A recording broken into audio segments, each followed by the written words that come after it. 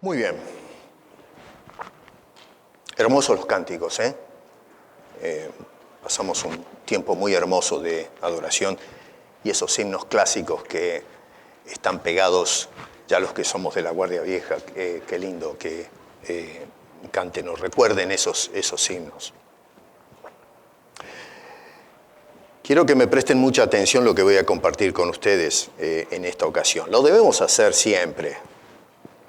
Pero hoy quiero hablar acerca de un pasaje bíblico que es muy popular entre los cristianos. Vamos a leerlo. Eso está en Proverbios capítulo 22, versos 1 al 6. Dice, verso 1, de más estima, tomen nota de lo que dice este hombre, no corramos en la lectura.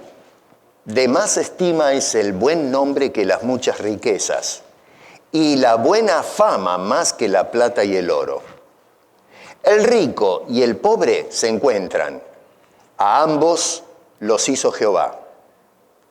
El avisado ve el mal y se esconde, mas los simples pasan y reciben el daño.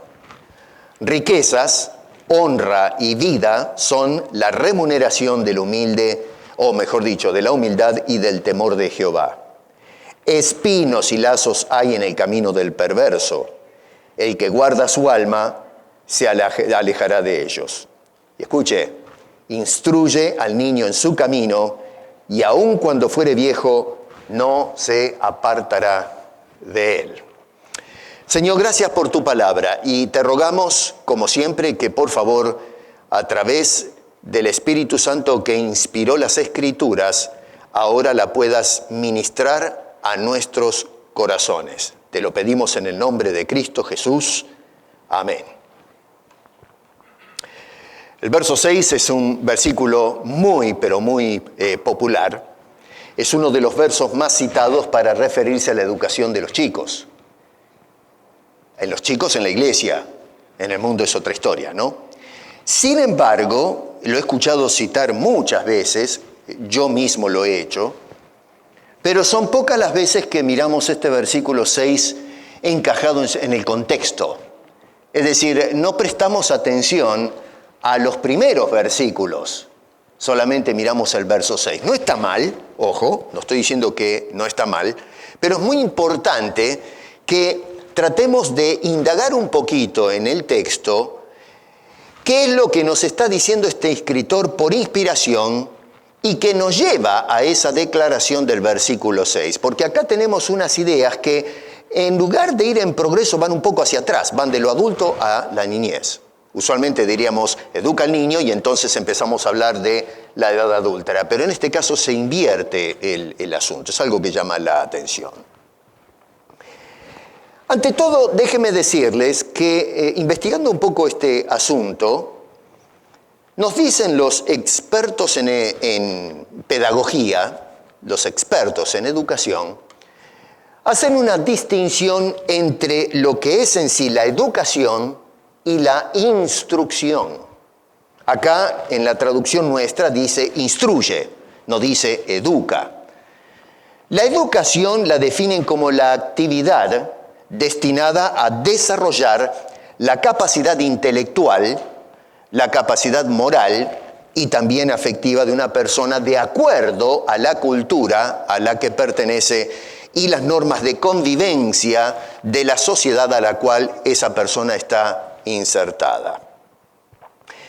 La instrucción se trata de el vertir información en una forma sistemática o doctrinas a esa persona que se está tratando de, en un sentido, educar. En otras palabras, el instruir es dar información. La iglesia cristiana es un lugar de educación donde se vierte información, o debería ser un centro de educación, tal vez podríamos decir. Ahora, cuidado con esto, porque el hecho de instruir no significa siempre que estamos educando.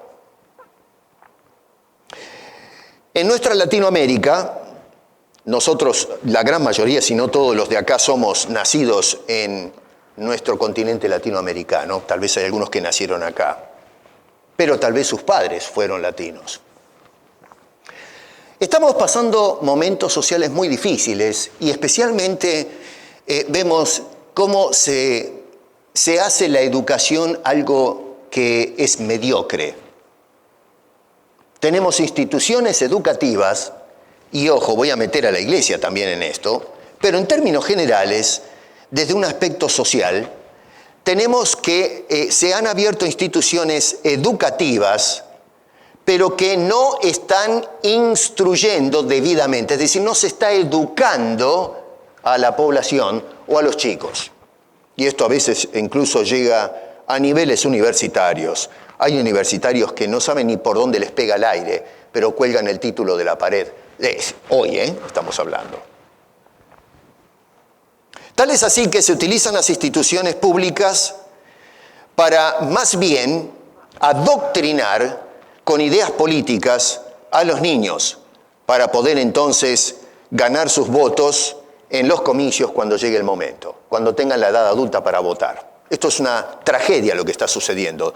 Estamos levantando una generación en nuestro continente de ignorantes. Gente que está informada, pero no educada. Y cuidado, porque cuando traemos esto a la problemática de la iglesia contemporánea, estamos encarando uno de los grandes problemas de la historia. Y es que la iglesia hoy está siendo informada, pero no educada. ¿Se dan cuenta la diferencia? Nosotros hoy escuchamos predicaciones en donde se lee un solo versículo y se habla. Se informa a la gente. Tenemos a predicadores y apóstoles y profetas y toda esta, esta tira de cosas raras que hay. Y caminan por los púlpitos y danzan y se mueven y gritan y dicen un montón de cosas, pero no se está educando en las Escrituras a la gente. Y tal es así, esto lo he dicho muchas veces, que hoy el cristianismo en general adolece de un analfabetismo bíblico que es, pero astronómico. La gente lee su Biblia, pero no conoce su Biblia, no conoce las cosas de Dios. Y este fenómeno no está haciendo caso de las referencias que nos dejó el Señor en el Antiguo Testamento en la historia y la vivencia del pueblo de Israel en relación a su Dios. Y tal es así que encontramos tremendas advertencias de Dios diciendo al pueblo de antaño: mi pueblo perece por falta de conocimiento.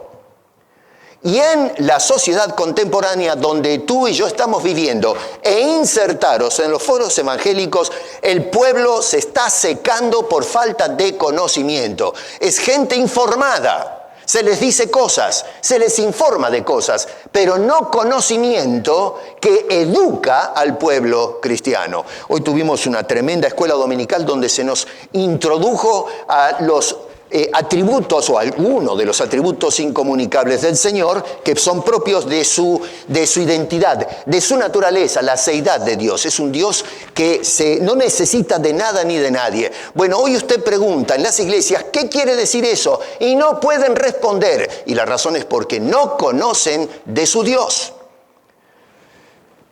Si se abren clases para enseñar estas cosas, la gente dice, es muy pesado eso, es muy difícil. Y entonces se van donde, como decía el apóstol Pablo a Timoteo, hay gente con comezón de oír y se juntan maestros que según su concupiscencia le dan lo que demanda la sociedad: información, pero no conocimiento. Cuidado con eso. Se puede instruir, pero no necesariamente educar. Ahora bien, ya hicimos una definición de lo que es educación y lo que es instrucción. En este caso, ahí en el versículo 6, quiero que me sigan con sus Biblias, porque lo que vamos a hacer es tratar de instruir y educar. Pero que nos eduque y nos instruya no el que está hablando ahora delante de ustedes, sino la Biblia. Ese es el gol, ese es el propósito. ¿Qué tiene que decirnos Dios? Noten el verso 6 de ese capítulo 22, que la palabra hebrea que se está utilizando en realidad y que traducen, por ejemplo, la Reina Valera, se traduce instruye al niño, la palabra es Hanak. Esta palabra es rara para ustedes, pero les va a resultar ahora familiar si se acuerdan de la fiesta de dedicación que celebran los judíos todos los años, que se llama Hanukkah. Y tiene que ver con la rededicación del templo, cuando fueron profanados el templo antes del nacimiento de Jesucristo, y entonces una revuelta lo que hizo es rededicar el templo, ¿no es cierto? La adoración, el altar. La palabra Hanak es muy importante porque en un sentido semántico es mucho más que instruir al niño en este caso. La palabra semánticamente envuelve la idea de entrenar al niño. Entrenar. En el Antiguo Testamento también se la utiliza o da la idea de dedicar o entregar. Tenemos, por ejemplo, para más o menos ejemplificar la cosa, hagan memoria cómo en el Antiguo Testamento se dedicó, por ejemplo, el templo. ¿Se acuerdan que Salomón hizo una preciosa oración de dedicación del templo? Y también se lo hizo con respecto al altar. Bueno, eso es Hanak, es esta raíz que justamente significa entregar, dedicar, o también en un sentido significa también inaugurar. Es muy importante que entendamos para ver la diferencia, y van a ver por qué esto es necesario resaltarlo. Acá se nos está indicando que se consagra introduciendo al niño en su camino. La traducción en inglés es, a mi juicio, la mejor, porque la palabra en inglés, train, significa entrenar. Es más fiel al concepto hebreo que el que utilizamos nosotros en nuestra traducción. Ahora, déjenme hacer una aclaración. Acá no estoy torpedeando la Biblia, no me malentiendan. Acuérdense en que tenemos acá una lengua original y nosotros tenemos la traducción de la escritura que inspiró Dios. El texto español no es el inspirado, sino el original. Nosotros tenemos la traducción de esa inspiración y debido a los tiempos y el lenguaje, entonces a veces tenemos un poquito de dificultad en traducir y buscar una palabra que se adecúa exactamente a la idea de la inspiración. Por eso hago este énfasis, tal vez un poco técnico, acerca del concepto. Así que no está mal el concepto instrucción, sino que pierde un poquito de fuerza, de intensidad, al concepto original, Hanak, en este caso, vuelvo a repetir, la traducción inglesa, la King James, por ejemplo, traduce como entrenar. Entonces, ¿qué pasa acá? Bueno, no se trata simplemente de agarrar al chico y vaciarle información en la cabeza. Es decir, lo agarramos al chiquito y le decimos, haz esto, haz aquello, no hagas acá, no toques allá, simplemente le estamos diciendo una serie de cosas que no debe hacer. Y que muchas veces el chico, debido a la temprana edad, no tiene capacidad de entender por qué debe o no debe hacer ciertas cosas. Simplemente se le repite esto hasta que se le grabe al chico en su conciencia. Lo que se trata de hacer entonces es adiestrar al chico. Es decir, ejercitarlo. Por eso es que nosotros le decimos al chico, no toques eso. Y lo volvemos a repetir. Y lo volvemos a hacer. Y lo que hacen los padres muchas veces es mostrar con su actitud que eso, meter la mano en el fuego, por ejemplo, no se debe hacer. Eventualmente el chico va a entender, le va a entrar, porque lo hemos entrenado. No simplemente le hemos dicho, nene, mira que el fuego quema. Los chicos meten la mano igual. Pero debido al trabajo constante, vamos entrenando a ese chico para que considere que eso puede ser, estoy acaso dando un ejemplo, ¿no? Es que el chico no debe tocar o no debe meter la mano en el fuego. Así que lo que tenemos acá es un entrenamiento que implica ante todo disciplina. la disciplina del instructor. Y por el otro lado, la repetición constante y estimulada con la información y el ejemplo de la persona que está dando dicha información. Tenemos el ejemplo de Jesús, ¿no? Por tomar un caso. Cuando miramos los evangelios, Jesús agarraba a los discípulos y les daba instrucciones. No instrucciones de qué tienen que hacer, pero doctrina.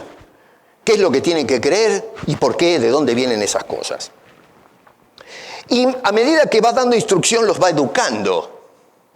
No son una partida de brutos que no saben nada. No, Jesús es el seminario donde está preparando a estos hombres.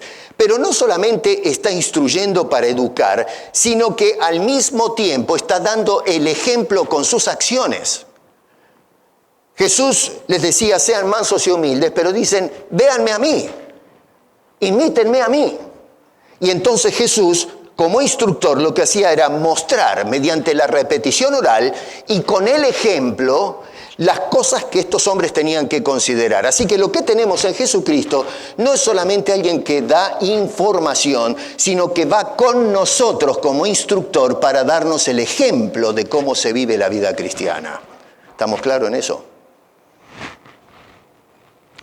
Ahora, el escritor va a comenzar con una secuencia de cosas en los versículos anteriores, versos 1 al 5, que son una serie de consejos que hacen distinción entre una persona y otra. Y cuando miramos estos versículos nos damos cuenta que este hombre nos está dejando ciertas advertencias que quiero que revisemos o visitemos un poco. Noten ustedes que este señor lo primero que va a hacer es advertirnos contra la fragmentación social económica. Una advertencia, poner atención y cuidado a la fragmentación social económica. Versos 1 y 2 otra vez dice, de más estima es el buen nombre que las muchas riquezas, y la buena fama más que la plata y el oro. El rico y el pobre se encuentran, a ambos los hizo Dios. Acá tenemos algunos detalles que vale la pena acentuar. Primero, noten que dice que el buen nombre, no hombre sino nombre, supera las riquezas. No en cuanto a cantidad, sino en cuanto a calidad. El buen nombre supera a las riquezas. Dice este hombre, de más estima es el buen nombre que las muchas riquezas. Lo que me llama poderosamente la atención de esto que dice el escritor es que va totalmente a contramano de lo que enseña o promueve la sociedad contemporánea en la que estamos viviendo. Si hoy le hablamos al mundo y le decimos que, es de más estima el buen nombre que las riquezas, la gente nos mira y dice, usted está loco, a mí lléneme los bolsillos de plata, y el buen nombre que se lo lleve el sonso, el imbécil. Pero hoy, en una sociedad capitalista, una sociedad materialista, donde se juzga las cosas a la gente por lo que tiene y no por lo que son, tenemos los valores alterados, la idea del escritor es rechazada. Es decir, hoy valoramos a la persona que tiene capital y no su carácter o su conducta moral. Ustedes miran, por ejemplo, las estrellas hoy del cine, de la pantalla grande, y están forrados de plata. Quisiéramos tener un cuarto de lo que ganan estas personas. Pero usted, y a mí me llama la atención que supuestamente es el bastión en donde nos dan clases de moral en la actualidad. Dicen cómo debemos creer o no creer o cuál es el tipo de vida que tenemos que llevar. Y dígame una cosa, Hollywood ahora tiene, la autoridad moral para enseñarnos al resto de la sociedad cómo vivir correctamente, si es un nido de racistas, de gente, elitistas y de sinvergüenzas que viven en una burbuja sin tener en cuenta lo que es pisar el suelo. Bueno, hay personas que envidian eso y consideran que eso es mejor que el buen nombre. Una cosa tremenda. Ahora, se enseña, inclusive hoy, ya dentro de la iglesia, esto es un fenómeno que, ya les digo, lo que pasa en el mundo, bueno, es cosa del mundo, pero que se meta esto adentro de la iglesia es fatídico. Pero hoy lo que tenemos es un movimiento agresivo, insidioso, infectante, en donde se le enseña a la gente o se le instruye mal a la gente que es mejor la prosperidad económica o financiera que el buen nombre del cristiano. El honor, la reputación. En términos bíblicos se usa la frase buen testimonio. ¿Qué es un buen testimonio? Que la gente hable como corresponde si es que realmente vivimos en una manera santa y digna.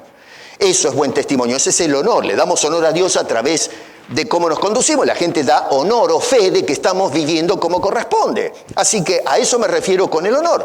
Pero la gente no está preocupada en caminar de cierta manera para, en fin, producir un impacto en la sociedad y que digan, esta persona es distinta, esta persona es digna, está en línea con su Dios o su Señor.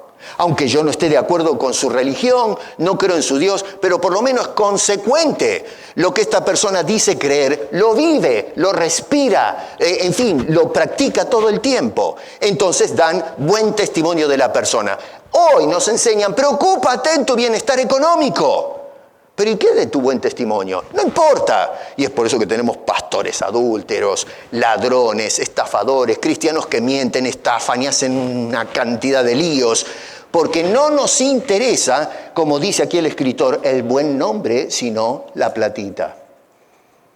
Esto es un serio problema como el mundo se nos ha metido adentro de la iglesia. En segundo lugar, verso 1 en la segunda parte, noten que nos dice que la buena fama supera el dinero.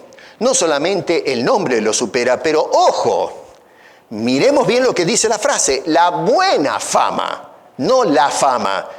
La buena fama supera al dinero. ¿Por qué? Bueno, ojo, porque se puede tener fama. Los patrones de la droga en este mundo loco tienen fama. Incluso algunos tienen fama de ser solidarios con la gente donde están insertados, cosa increíble, ¿no? Pero tienen mala fama, son delincuentes. Nuestros políticos, es para hablar, tienen fama.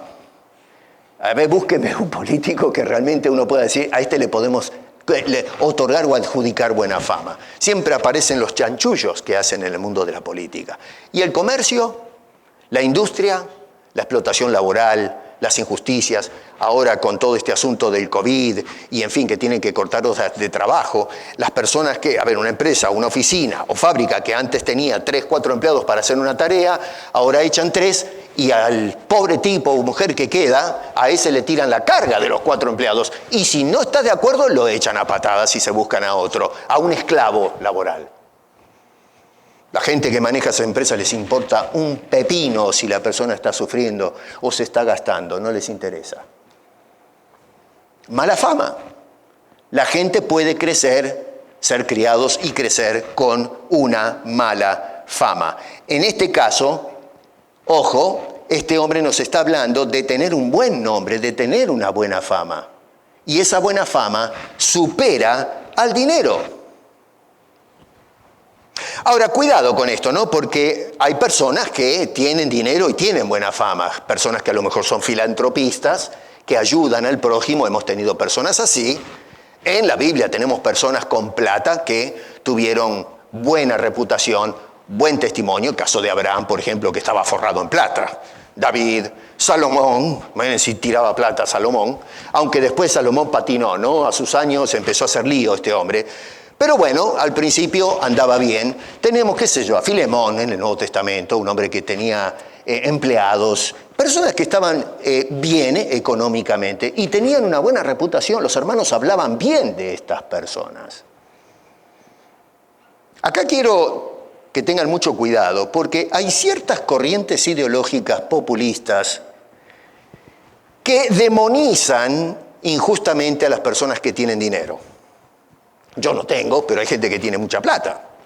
Y hoy ciertas ideologías lo que quieren es, están, fraccionando a la sociedad y separando a unos de otros. Y entonces lo que se hace es decir, cualquier persona que tenga plata es un delincuente, es un ladrón, un oligarca, explotador, un capitalista, hay que meterlo en el paredón y fusilarlo. Hay que tirarlo en el medio del Pacífico, o donde usted quiera, pero es basura social. Y entonces hoy tenemos movimientos que han infiltrado también la iglesia, en donde se demoniza a aquellas personas que tienen plata. Ahora, tenemos que censurar a los que han hecho el dinero de una manera injusta, incorrecta. Pero, a ver, si usted trabaja como una bestia todo el día y está ganando dinero y lo sabe administrar y lo va guardando y eventualmente, bueno, se puede comprar un negocio, ampliarlo y hacerse millonario, bueno, eso no está mal. Pablo decía, el que no trabaja, no coma. Es lícito trabajar, esforzarse y levantarse si usted quiere una empresa, siempre y cuando lo haga honestamente. Puede ayudar a otros hermanos, emplearlos. Aquellos que no tienen comida, usted va y dice, te doy trabajo, trabaja para mí, te doy un sueldo y entonces le ayuda a esa persona. Eso es legítimo, eso es correcto. El mismo Señor Jesucristo tenía su negocio, su kiosco de carpintería para armar muebles. Así que hay que tener mucho cuidado con esto de demonizar a las personas que por el hecho de tener dinero ya están en la lista negra. No, señor. Los que tienen mala fama son los que se hacen la riqueza explotando al necesitado, marginando a la gente, en donde encontramos esa ruina social que va haciendo tanto daño por ejemplo, en nuestro continente latinoamericano. Me llama la atención porque hoy día muchos de estos militantes o cabezas ideológicas que están desparramando fuera y dentro de la iglesia la idea de que las personas que tienen un poco de dinero son los oligarcas de la sociedad, ellos mismos se están enriqueciendo o ya son ricos a costilla o a espaldas de los desplazados, los pobres, los que están en carestías en la sociedad. Tenemos estos campeones de sindicalistas que están forrados de plata. Los políticos que se sientan en la poltrona a dar órdenes en nuestras cámaras legislativas o en los congresos, senadores y legisladores que se sientan y se van llenando los bolsillos, tratando de defender al pobre y al desvalido, cuando son ellos los rateros que roban a esos pobres y desvalidos y lo que hacen es propagar una filosofía del empobrecimiento. Esos son delincuentes. Y adentro de la iglesia pasa exactamente lo mismo. Así que tenemos un fenómeno de precarización del pobre en la sociedad y también tenemos el fenómeno de la precarización de los feligreses o los seguidores de Cristo dentro de las iglesias. Pastores y qué sé yo, que hoy lo que hacen es llenarse los bolsillos explotando a las ovejas que les corresponde y que ha ganado Jesucristo con su sacrificio.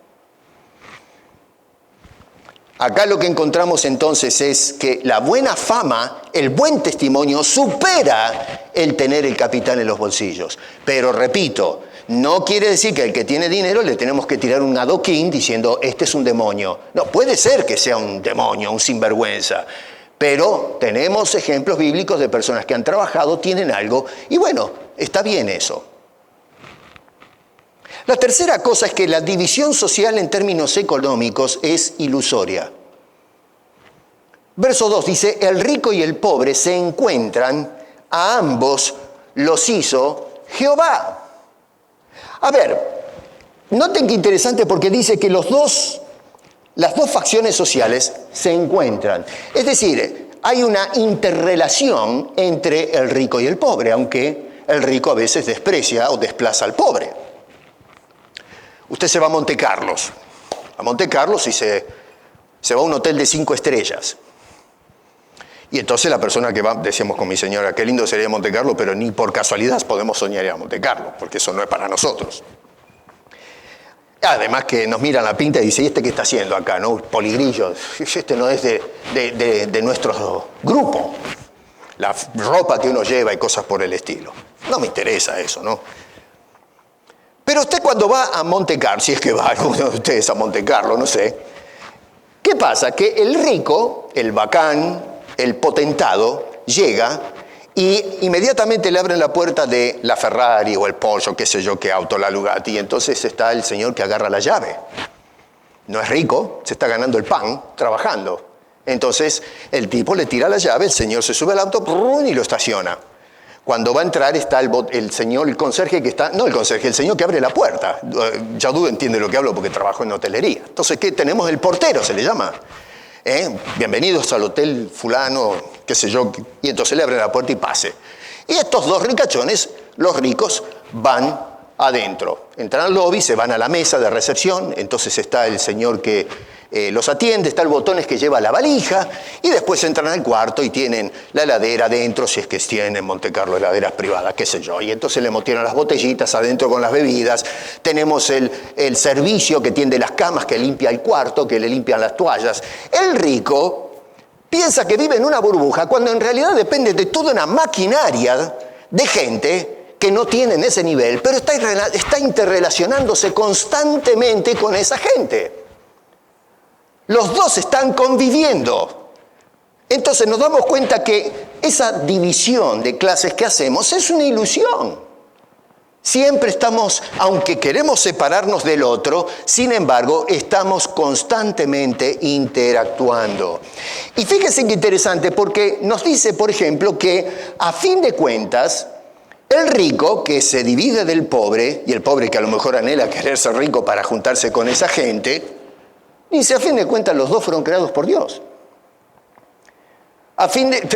Hacemos la división social, pero en cuanto a Dios se refiere, no hay división que valga. Los dos tienen el mismo origen y la misma naturaleza. La diferencia la hace la plata que tenemos en el bolsillo. Es una ilusión. No hay rico y pobre. Delante de Dios somos todos iguales y estamos interaccionando, aunque queremos ignorarlo. Interacción. Sí, el rico, el pobre, el concepto social es una ilusión. El rico, el que tiene plata, cuando se trata de presentarse delante de Dios, va a cargar su pecado, no importa cuántos billetes tenga en el banco.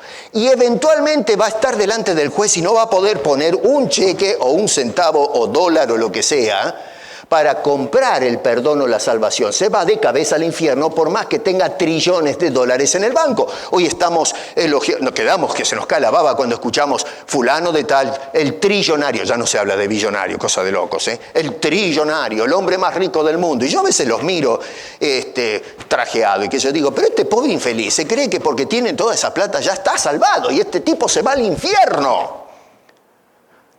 Ahora con el dinero, él piensa, le das una falsa seguridad, pero se le está acabando el minutero, se está acabando el tiempo. Y eventualmente esos billetes se van a quedar aquí abajo. Los va a disfrutar otro, pero él va a tener que cruzar el umbral de esta existencia y se va a tener que presentar delante del juez. Y ni un centavo va a poder comprar su perdón y salvación. Todos estamos en la misma situación delante de Dios. Esta división social, este fraccionamiento social, esta fragmentación social es una ilusión creada por un hombre caído en un mundo caído. En el mundo de Dios no hay diferencia. El rico confía que posee riquezas y sin embargo el muy ignorante no se da cuenta que en realidad él pertenece a Dios y todas sus riquezas son de Dios. El rico dice esto es mío y en realidad por encima de él hay un Dios que dice tú eres mío y lo que tienes es mío porque yo te hice. A ese hombre lo hizo Dios. Y el rico, el pobre, por ejemplo, está desposeído de sus bienes y sin embargo en su pobreza posee el bien mayor que puede tener toda persona, que es Dios misericordioso, que se compadece y que de alguna manera vindica o protege al pobre o a los desvalidos de la sociedad. Judas Iscariote, cuando está esa escena de la mujer, ¿se acuerdan que tenía un frasco de alto costo con perfume adentro también muy caro? A ver, las señoras hoy van a estas tiendas grandes y hay perfumes riquísimos, ¿no? Y hay algunos que valen 2 pesos y otros que son inalcanzables, qué sé yo, qué le meten adentro. Uno tiene querosén y el otro no sé qué tiene. Y entonces las señoras se prueban, qué sé yo, y se compran el perfume. Bueno, esta señora vaya a saber si era una dote o qué sé yo, pero tenía un frasco muy caro y adentro el contenido era un perfume caro. Bueno, esta señora dijo, no quiero más el perfume, lo voy a derramar en ofrenda al Señor. Bueno, rompe, ¿se acuerdan la historia? Rompe el frasco, se enjuga los pies del Señor. Esto es una costumbre hebraica que hacían de preparar con perfumes y ungüentos a las personas que van a morir y cosas por el estilo, y después a los muertos hacían lo mismo. Bueno, Judas, que era el tesorero del grupo, que metía la mano en la lata, vio la situación y dijo, pero esta es loca, ¿qué está haciendo? ¿Cuánta plata está tirando esta señora? Hay plata ahí. Y se enojó. El Señor le tiró las ovejas a Judas porque tenía las prioridades dadas vueltas y no entendía lo que estaba haciendo esta mujer. Bueno, lo que no entendía Judas, que criticaba la acción de esta mujer que, en fin, está en gran necesidad espiritual, tenía los ojos de Cristo clavados en ella, la compasión divina. Y en lugar de aplaudir lo que acaba de hacer Judas, que la critica a esta pobre mujer, el Señor la exalta y descalifica a Judas. Sí, puede ser que seamos pobres, pero los ojos de Dios están sobre nosotros. El rico piensa que es dueño de todo, y lo que nos muestra el escritor es que Dios es dueño del rico y de todo lo que tiene. Y en cuanto al pobre, que es el desplazado, nos dice, Dios también tiene los ojos sobre él, y Dios cuida al pobre y al desvalido, al que es tratado injustamente. Entonces se dan cuenta que ante los ojos de Dios no hay ninguna diferencia entre el rico y el pobre, esa fragmentación social, económica que vemos hoy día, dentro y fuera de la iglesia. Repito esto porque dentro de la iglesia también hacemos lo mismo. Acuérdense que Santiago escribió una carta diciendo cuidado con la discriminación de tratar con más privilegios y más atención al rico y al pobre, al desvalido lo tiras por allá atrás. Esto es un asunto, ya se veía en los tiempos de los principios de la iglesia, así que no es algo nuevo esto. Y hoy lo vemos, honestamente, se ve en la iglesia contemporánea. Así que la fragmentación social económica dentro y fuera de la iglesia es una injusticia que se debe repudiar en base a no a las diferencias económicas de la gente, sino de darle ventajas a uno y a otro no, cuando en realidad somos todos criaturas de Dios, de la misma naturaleza, del mismo estado. Así que, número 1, cuidado con la fragmentación social económica. Número 2, versículos 3 al 5, advierte contra la banalización del pecado. Banalizar quiere decir trivializar, simplificar, no darle el peso o el grado de seriedad o lo grave que es el pecado. Eso es banalizar el concepto. En el versículo 3, nos dice este hombre en la primera parte que la persona prudente evita enfrentar el mal. Lo evita. No mete la nariz en eso. Lo esquiva. Verso 3. El avisado ve el mal y se esconde. A ver, el mal enfrenta al cristiano. No sale al paso. El diablo está siempre tratando de poner tentaciones. Lo hizo con Jesús. Cuando, se acuerdan, el Espíritu lo llevó al desierto, preparándolo ahora para el ministerio público. Después de 40 días apareció el diablo y empezó a hacerle unas ofertas indignas al Señor. Lógicamente fue un fracaso total, el Señor se paró, se plantó y lo mandó a freír papas al diablo. Así que tenemos esta situación. El mal va a salir a nuestro encuentro, pero el cristiano nunca va al encuentro del mal. El hombre que no conoce a Cristo hace todo lo contrario. En lugar de esconderse del mal, como hace el hombre prudente, se esconde de Dios, lo cual es una cosa absurda. A mí me eso, de esconderse de Dios, y Dios sabía perfectamente dónde estaban y qué habían hecho. Pero nosotros tenemos esa ilusión de que me puedo tirar atrás del arbusto, o qué sé yo, de la pared, y pasa Dios y ¿dónde está mi hijo? Y que Dios no sabe nada. Cuando Dios sabe antes, inclusive dice David, que suba el pensamiento, la palabra, ya Dios conoce todo. Así que no hay manera de hacerle la gambeta al Señor. Así que tenemos que hoy la gente sin Cristo lo que sale es a buscar el mal, a buscar el pecado y esquivar a Dios. Hacemos todo al revés. Y a veces en la iglesia lo que estamos observando es eso, que los hijos de Dios están metiendo la pata. están yendo a buscar lo que es incorrecto. A ver, ¿por qué la Biblia nos dice constantemente no hagas esto, haz aquello? Bueno, porque la Biblia prevé que somos tendientes a hacer lío, a andar mal. Y es por eso que los consejos es, anda como corresponde, deja que esto y vístete de lo otro, andad en el Espíritu. Y es una repetición casi monótona en las Escrituras, diciéndonos, paren ahí, hagan las cosas que corresponden, porque la inclinación natural del hombre es de ir en dirección contraria. Pablo en su antropología nos dice en el capítulo 3 de Romanos, no hay quien busque a Dios. Naturalmente nos vamos para el otro lado. Por eso Dios tiene que salir a buscarnos, porque si no, estamos todos sonados. Pablo le dice a los tesalonicenses en el capítulo 5, verso 22, absteneos de todo mal. Esa palabra griega apeko significa alejarse, mantenerse apartado, manténganse alejados. Si está el pecado dando vuelta allí, no vayas en esa dirección. Pega la vuelta, ve para el otro lado. Eso es lo que hace el hombre simple. La palabra acá, dice, no simple, versículo 3, el avisado, dice, ve el mal, la situación, y sale corriendo. Yo acá no me meto, yo no pongo el pie en ese lugar. Déjenme usar la historia del Génesis, cuando Eva se acercó al árbol que Dios le dijo, ojito, no toques ese árbol, no te acerques, no toques el fruto. ¿Qué tenía que hacer Eva poniendo el pie cerca del árbol? Claro, le habló el diablo de una manera magistral, disimulada en una serpiente. La mujer, qué sé yo, habrá dicho, pero ¿cómo puede ser que la serpiente hable? Y se acercó a curiosear, cuando en realidad debió de haber pegado la vuelta. Ella, en lugar de esquivar, fue hacia la situación, el mal, y bueno, tuvo que sufrir las consecuencias.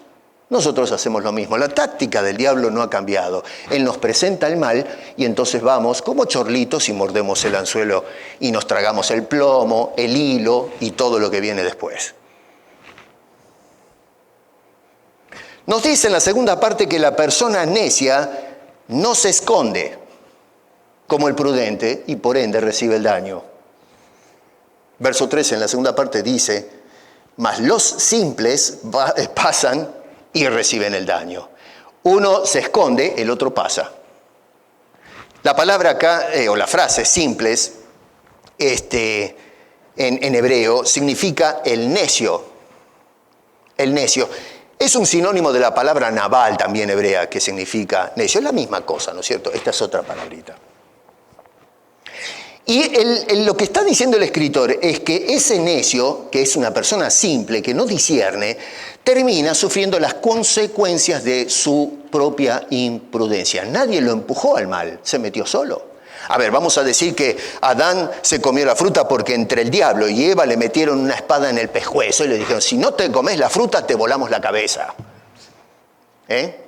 No, señor, dice, comió igual que ella.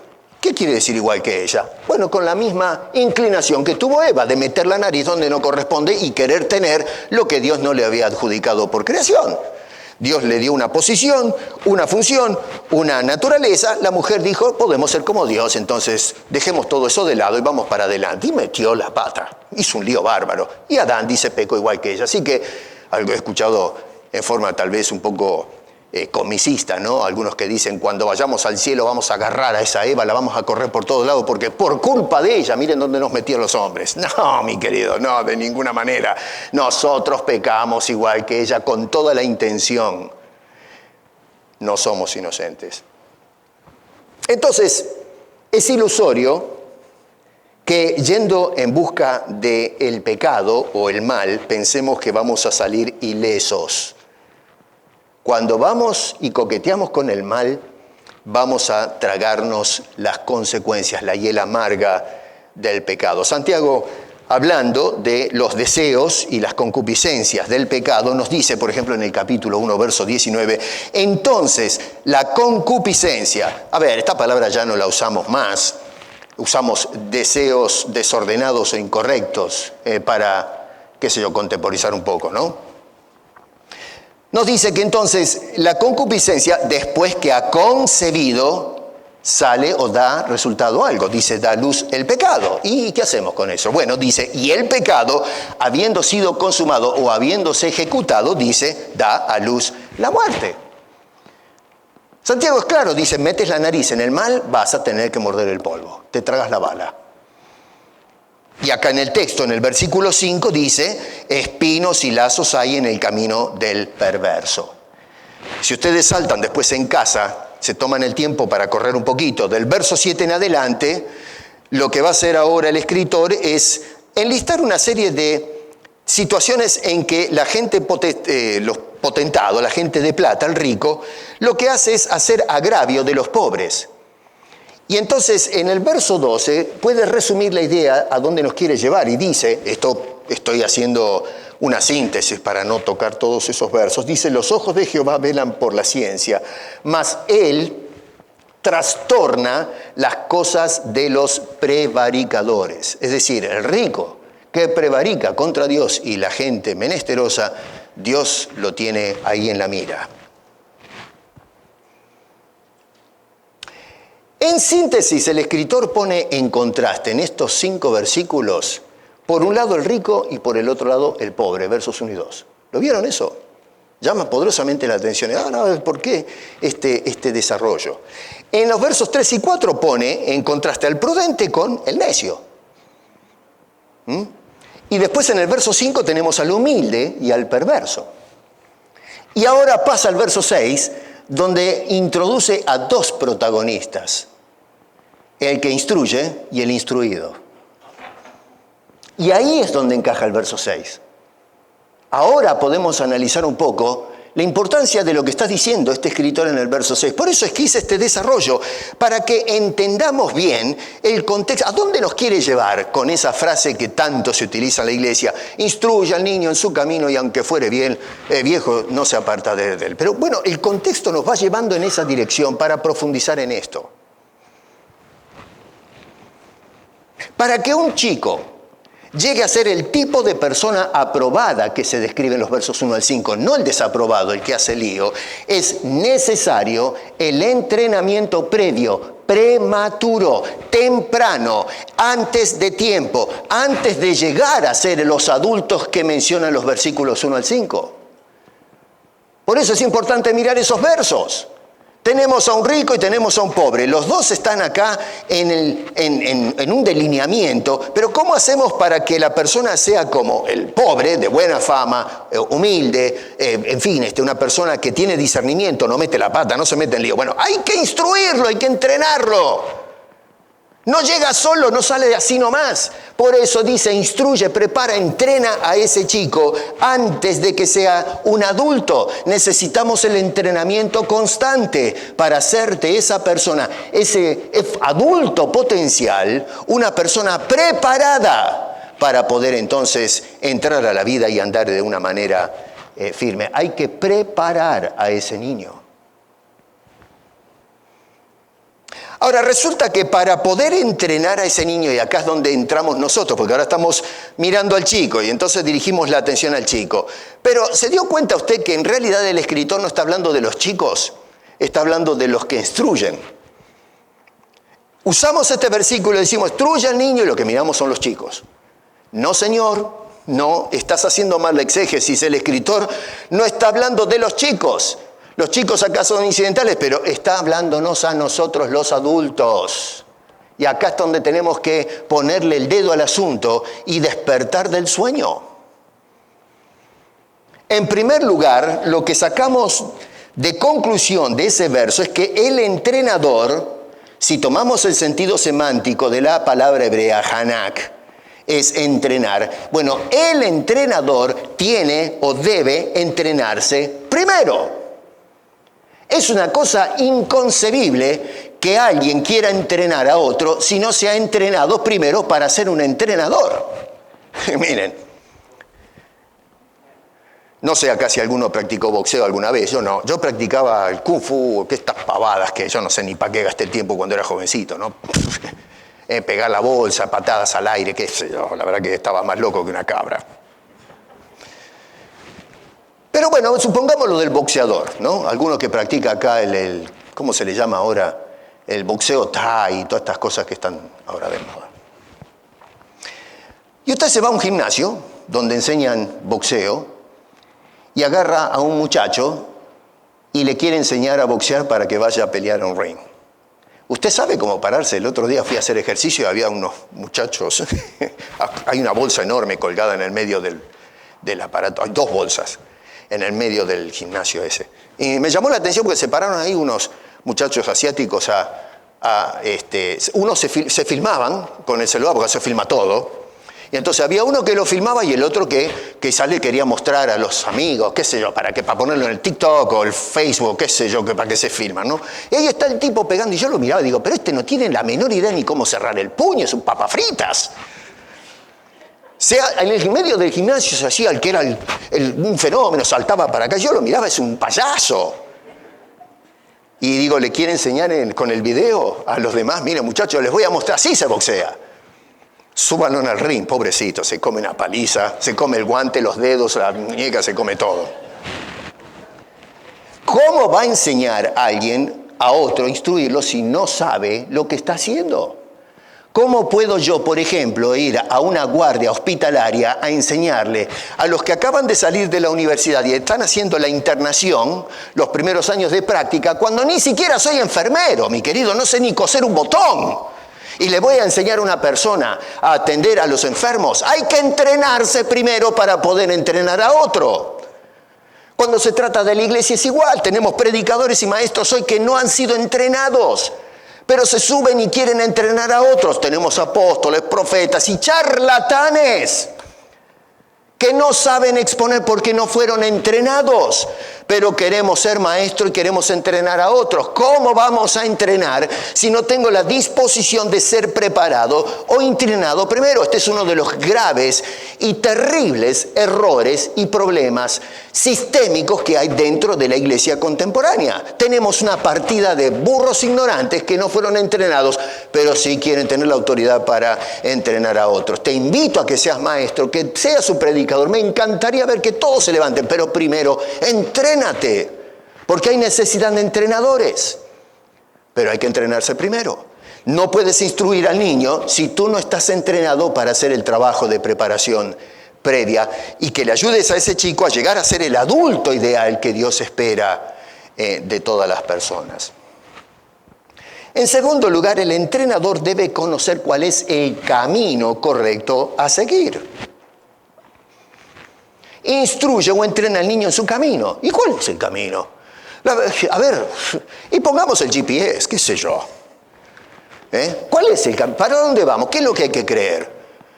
Pero hoy a la gente se le ofrece un montón de alternativas, pero acá no se trata de instrúyelo en algún camino, no, instrúyelo en el camino, es específico.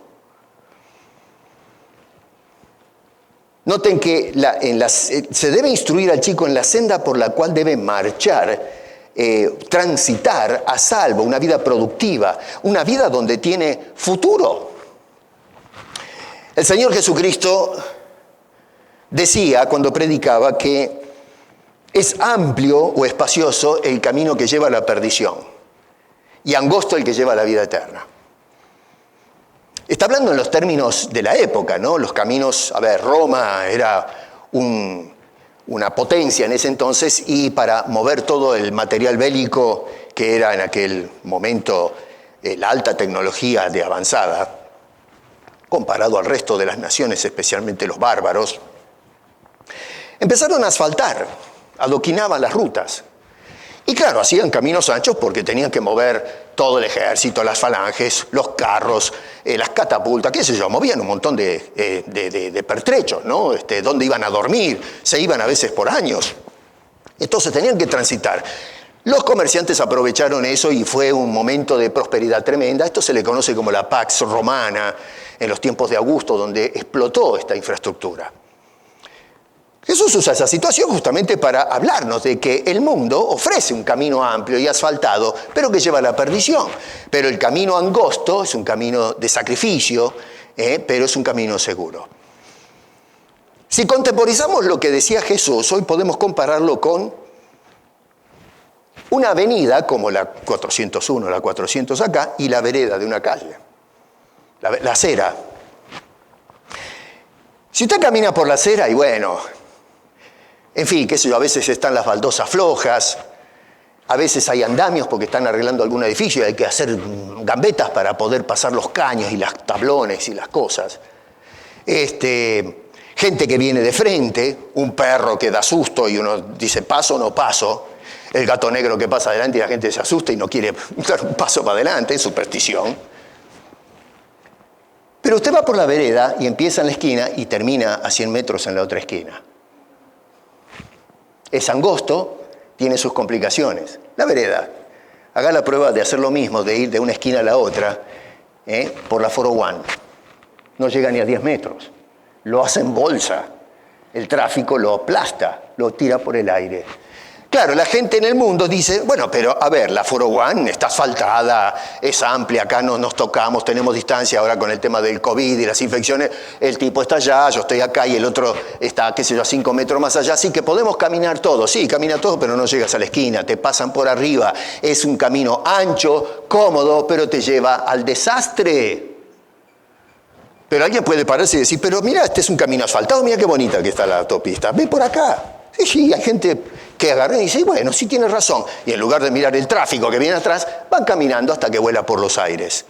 Preferible caminar por la acera, aunque las baldosas estén flojas, aunque tiren agua para arriba, aunque, qué sé yo, haya un perro ahí que me amenaza, pero ahí tienes garantía de que puedes llegar a la otra esquina a salvo. Instruye, entrena a la persona en su camino. Porque hay un camino que lleva a la destrucción o a la ruina. El mismo proverbista nos dice en el capítulo 14, dice, hay camino que al hombre le parece a salvo, un camino derecho, pero su fin es un camino de destrucción, un camino de muerte. A ver, si alguien instruye al niño a transitar en esa avenida de muerte, ¿a dónde creen ustedes que va a ir a parar ese niño cuando llegue adulto? Si es que llega adulto. ¡Lo reventamos! Por eso es importante entrenar al chico en el camino que corresponde, no en cualquier camino. Porque hay caminos que parecen derechos, pero no, son un desastre. Un camino lejos de Dios es la ruina para toda persona. El mejor camino, la mejor alternativa para el hombre que pasa por un proceso de desarrollo que comienza con la niñez es el camino que nos lleva a Dios. Hay un camino de muerte y hay un camino de vida. Hay un camino que es destrucción, hay un camino que es seguridad absoluta y ese es el camino en dirección a Dios. Así que no se trata de cualquier camino que nosotros querramos escoger.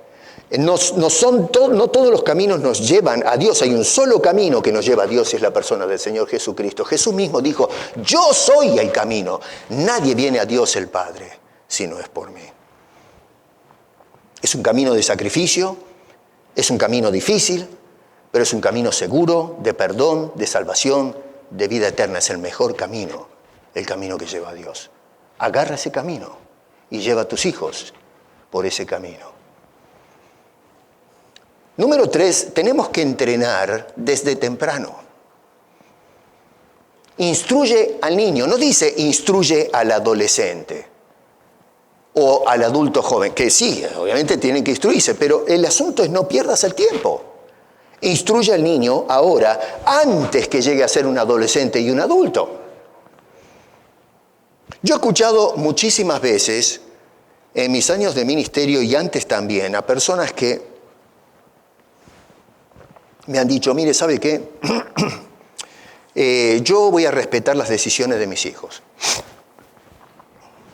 Ahora los dejo ahí quietos y cuando sean muchachos o chicas grandes ya ellos van a escoger qué religión seguir o carrera seguir, cosas por el estilo. Bueno, usted haga eso y déjeme pronosticarle, y es que no soy profeta, pero va a suceder, déjeme decirle lo que va a pasar. Si usted espera que sus hijos los va a dejar quietos y no los va a introducir en el camino correcto y va a esperar que ellos tomen la decisión, no la van a tomar nunca. Pablo dice, no hay quien busque a Dios ni siquiera uno. Saquémonos esa ilusión de la cabeza. Ningún chico por sí solo va a escoger el camino a Dios. Es Dios. Uno dice, bueno, pero pastor, a ver, escúcheme, ¿cuánta gente? Yo no me convertí cuando era un chico, sino cuando grande. Sí, porque te fue a buscar Dios. Tú no fuiste a buscar a Dios. Dios te fue a buscar a ti. Tenemos las parábolas de la oveja perdida, la moneda perdida, el hijo perdido. Y es muy interesante porque tienen que ver con el Israel perdido. Están esas tres parábolas para ilustrar cómo ese pueblo que tuvo la ley, tuvo a Dios en medio, sin embargo no les cayó la ficha y terminaron hecho un desastre. Cuando viene el Mesías no le prestaban atención.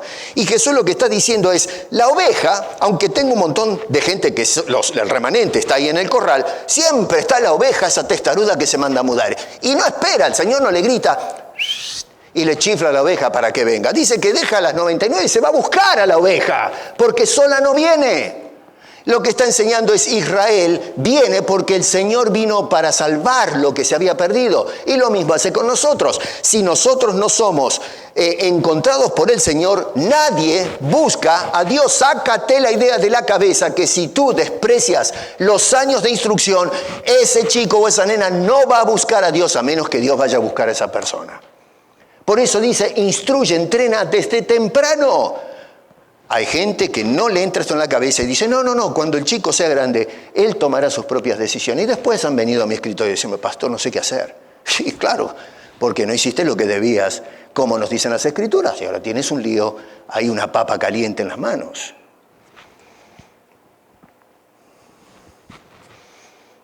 Instruye al niño no cuando sea adulto, empieza desde temprano. La otra cosa, la cuarta, es que debemos ser el instructor un ejemplo constante al niño que estamos instruyendo. Tienes que ser ejemplo. No se trata, de darle información, no hagas esto. A veces los médicos, a mí me ha pasado en mi país, que usted entra y le dice al médico, yo fumaba hace muchos años antes de conocer al Señor, era un fumador. Entonces voy a ver un día al clínico y me dice, nene, tenés que largar el faso. El faso le decimos al cigarrillo. ¿Y qué estaba haciendo el tipo? Estaba fumando. Y tenía el cenicero lleno de colillas, ¿no? De todo lo que se había fumado, la montaña de colillas. Claro, uno le dice, bueno, el doctor sabe y lo hace. Pero yo hoy pienso y digo, ¿pero qué? Come on. Me dice, no fumes que te hace daño a la salud. Y el tipo me está diciendo, pero es una chimenea tirando humo por todos lados. A veces le decimos a los chicos, tenés que ir a la iglesia, pero los padres se quedan en casa. Lo mandan, dicen, hermano, ¿puede buscar a mi hijo? Quiero que vaya a la iglesia. Y los padres se quedan en casa. Pero por favor, no seas mentiroso, sinvergüenza, te voy a volar los dientes, te voy a quemar la boca, te la voy a lavar con detergente, agua oxigenada. Y resulta que en casa nos escuchan mentir todo el tiempo. Respetá a tu mamá, respetá a tus hermanos. Resulta que nos escuchan a los maridos, pero diciéndole un montón de barbaridades a la señora en casa. ¿Qué quieren, señores? Por favor, el entrenador tiene que dar el ejemplo. Dios nos dio ejemplo. Cristo nos dio ejemplo. Y eso es para que imitemos. ¿Cómo voy a instruir o entrenar a alguien si yo no le muestro a esa criatura que todavía no tiene la capacidad de discernir como un adulto, cómo tiene que conducirse? Miren, es muy lindo ver los chiquitos cuando el padre está arreglando el auto o arreglando la casa y ve el martillo ahí dándole. ¿Y el chiquito qué hace? El chiquito agarra las herramientas y quiere hacer lo mismo que papá y mamá. Creo que el jueves hablábamos de esto. Y por eso le compramos, ¿no?, los sets donde están las herramientas de plástico. A veces agarran los chicos martillos de verdad y le dan un martillazo en la rodilla a los padres, ¿no? Y lo quieren colgar al nenito. Las chicas lo mismo.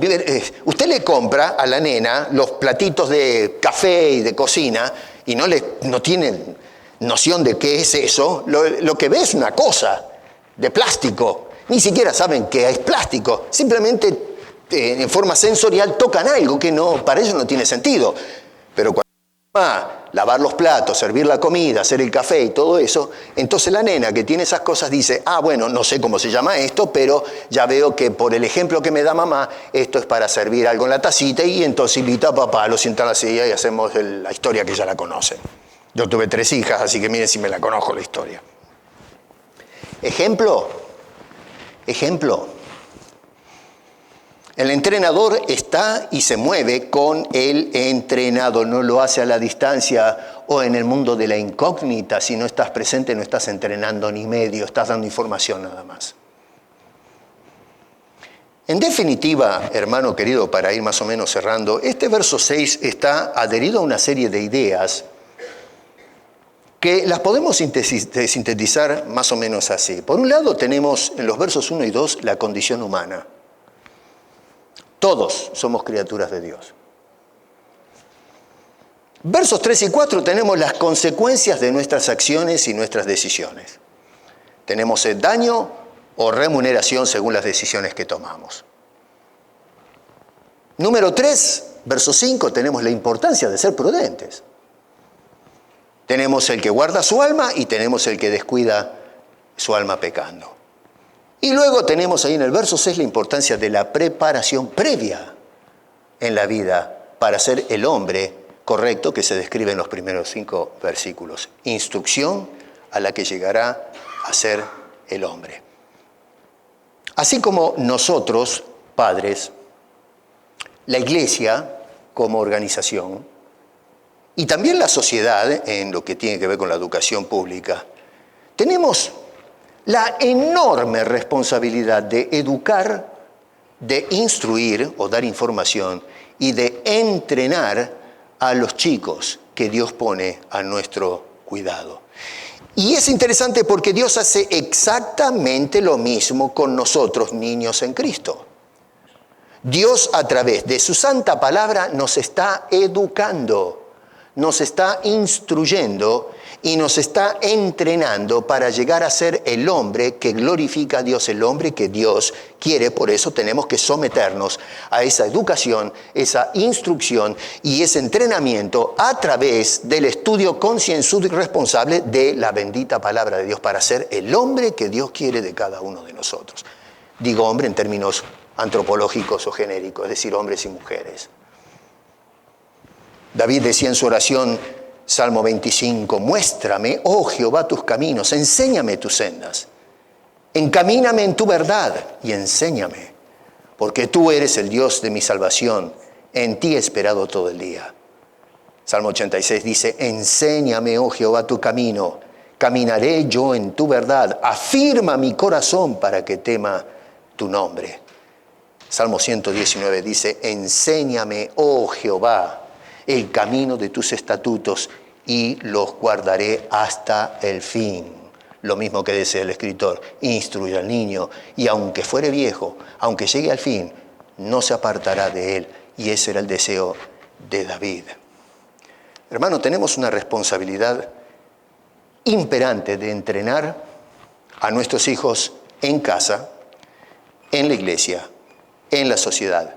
Pero ante todo debemos empezar por nosotros mismos. No tienes autoridad para decirle a un chico qué tiene que hacer si tú no estás dejándote instruir por el sabio consejo de Dios y especialmente de marchar en el camino de Cristo, llevando la cruz para que podamos entonces ir y llegar a la esquina, llegar a la presencia de Dios, una vida que realmente le lleva gloria a su nombre. Así que no sigamos los modelos equivocados, como este rico, por ejemplo, que nos llevan al desastre. Sigamos el camino que nos traza el Señor y luego tomemos a nuestros hijos de los brazos y seamos los que los instruyen yendo con ellos por ese camino para que lleguemos todos a ser ese hombre aprobado que se menciona en el contexto desde los versos 1 al 5. Hagamos eso y vamos a estar bien con el Señor. Padre, muchas gracias por haber preservado estos consejos tremendos que nos has dejado por inspiración y que nos alertan de los peligros, de la negligencia, de meternos en el pecado. Más bien debemos esquivar eso. Y también nos llamas a ser instruidos para instruir. Y que tratemos de poner atención a los pequeños para que lleguen a ser hombres y mujeres de bien el día de mañana. Perdónanos por ser negligentes, flojos, desatentos. Otra vez necesitamos tu instrucción y corrección y todo lo que implica el enderezamiento de nuestros pasos Ayúdanos, usa a veces la fuerza si es necesario, pero encamínanos. Es nuestro deseo, Señor, ser hombres y mujeres que te llevan gloria y que al mismo tiempo podamos ser los transmisores de esa sabiduría que viene de tu palabra a nuestros hijos e hijas, para que ellos el día de mañana, cuando nos reemplacen a nosotros, puedan seguir los pasos de la fe cristiana. Porque te lo pedimos, Señor, con acción de gracias, en el nombre precioso de Cristo Jesús. Amén.